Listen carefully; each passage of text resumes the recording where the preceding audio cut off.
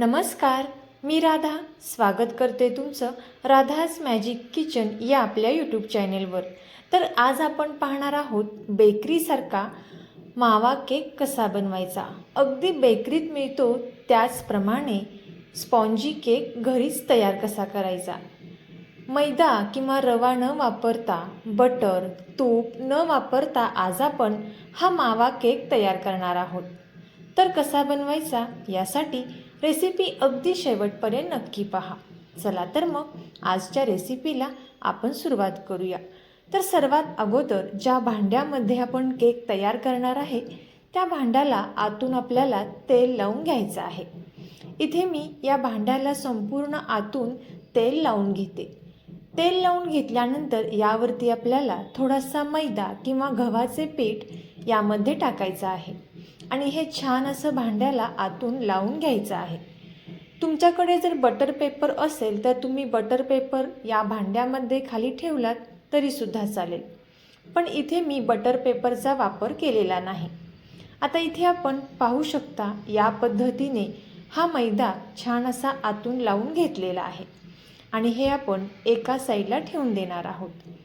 केकचं बॅटर तयार करण्याअगोदर आपल्याला हा टीन तयार करून घ्यायचा आहे।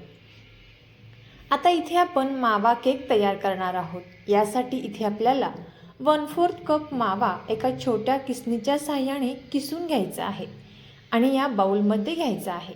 त्यानंतर एक अर्धी वाटी पिठी साखर घ्यायची आहे आणि ज्या कपने आपण मावा घेतलेला आहे त्याच कपने 1/4 कप इथे मी रूम टेम्परेचरवरचे दूध घेतलेलं आहे। आता आपल्याला हे चांगलं मिक्स करून घ्यायचं आहे। एकसारख्या कन्सिस्टन्सीमध्ये आपल्याला हे बॅटर छान असं तयार करून घ्यायचं आहे। आता एक 3 ते 4 मिनिटांनंतर पाहू शकता तुम्ही या बॅटरची कन्सिस्टन्सी छान अशी तयार झालेली आहे। यानंतर यामध्ये आपल्याला 1/4 कप तेल घालून घ्यायचं आहे। लक्षात ठेवा, ज्या कपने आपण मावा घेतला, ज्या कपने आपण दूध घेतलं त्याच कपने इथे आपल्याला तेल देखील घ्यायचं आहे आणि हे चांगलं मिक्स करून घ्यायचं आहे। आता इथे आपण हा मावा केक तयार करण्यासाठी 1 कप गव्हाचे पीठ घेतलेलं आहे। हे गव्हाचं पीठ आपल्याला चाळूनच घ्यायचं आहे। त्यानंतर 1 चमचा बेकिंग पावडर आणि अर्धा चमचा इथे आपल्याला बेकिंग सोडा घालायचा आहे। आता हे संपूर्ण मिश्रण इथे आपण चांगलं व्यवस्थित मिक्स करून घेणार आहोत।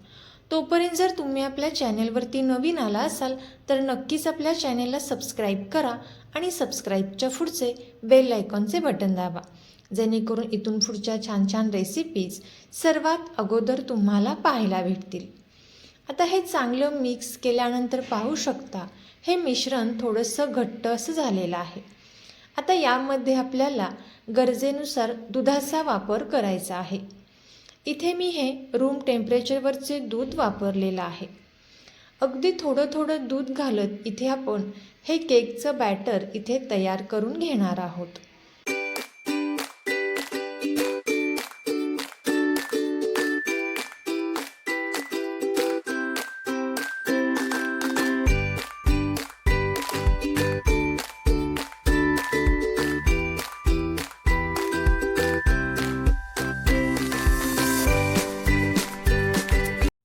तर पाहू शकता इथं आपलं हे केकचं बॅटर तयार झालेलं आहे।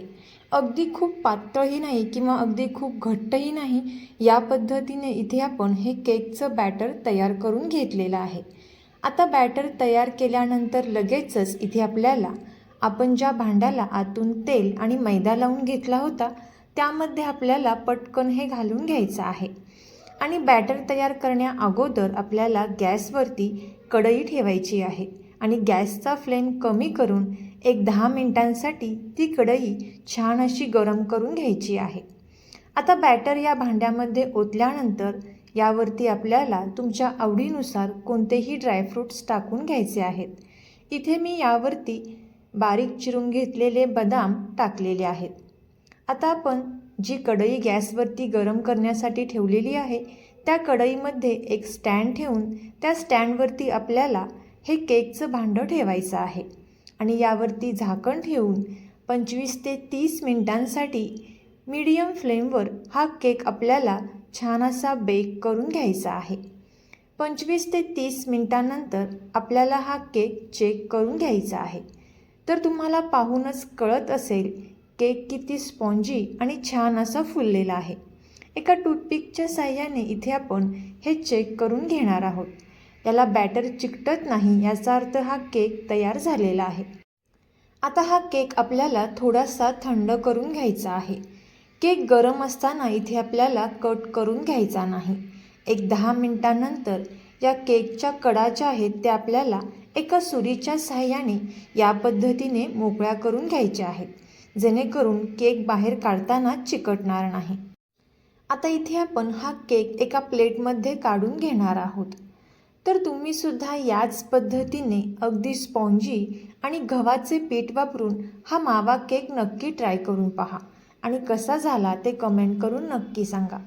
तुम्हाला जर ही रेसिपी आवडली असेल तर नक्कीच ही रेसिपी आपले मित्रमैत्रिणी आणि नातेवाईकांसोबत शेअर करा.